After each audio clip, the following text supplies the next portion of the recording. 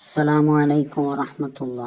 അറിവ് പകർന്നു തരുന്ന ഉസ്താദുമാരെ, സ്നേഹനിധികളായ ഉമ്മമാരെ, ഉപ്പമാരെ, പ്രിയപ്പെട്ട ഇത്താത്തമാരെ, ഇക്കാക്കമാരെ, എൻ്റെ കൂട്ടുകാരെ, സൗന്ദര്യം വർദ്ധിപ്പിക്കാൻ വേണ്ടി മനുഷ്യർ മത്സരിക്കുന്ന ഒരു കാലത്താണ് നാം ജീവിക്കുന്നത്.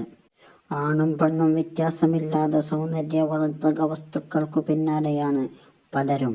സൗന്ദര്യം കൂട്ടാനുള്ള ക്രീമുകളും അലങ്കാര വസ്തുക്കളും ഇന്ന് നമ്മുടെ വീടുകളും വിപണികളും നിറച്ചിരിക്കുകയാണ്. എന്നാൽ ഒരു മനുഷ്യനും മറികടക്കാൻ കഴിയാത്ത സൗന്ദര്യത്തിൻ്റെ ഉടമയെ ഇന്ന് ഞാൻ നിങ്ങളെ പരിചയപ്പെടുത്താം. അത് നമ്മുടെ പ്രിയപ്പെട്ട മുത്ത് മുഹമ്മദ് മുസ്തഫ സല്ലല്ലാഹു അലൈഹി വസല്ലമ തങ്ങളാണ്. സ്വഹാബിയായ ജാബിർ ബിൻ സമുറത്ത് റളിയല്ലാഹു അൻഹു പറയുന്നു, നല്ല നിലാവുള്ള ഒരു രാത്രിയിൽ ഞാൻ നബി സല്ലല്ലാഹു അലൈഹി വസല്ലമയെ കണ്ടു.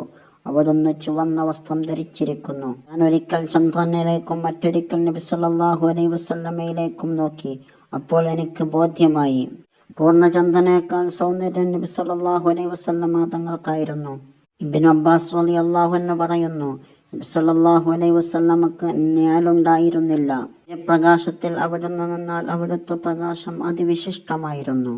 പ്രിയപ്പെട്ടവരെ, സൗന്ദര്യത്തെ നാം സ്നേഹിക്കുന്നുവെങ്കിൽ ഏറ്റവും കൂടുതൽ സ്നേഹിക്കേണ്ടത് നമ്മുടെ മുത്ത് നബി സല്ലല്ലാഹു അലൈഹി വസല്ലമയെയാണ്.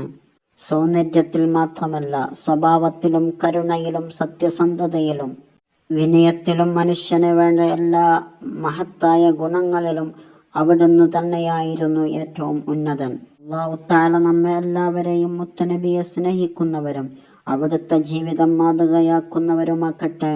ആമീൻ. അസ്സലാമു അലൈക്കും വറഹ്മത്തുള്ളാഹി.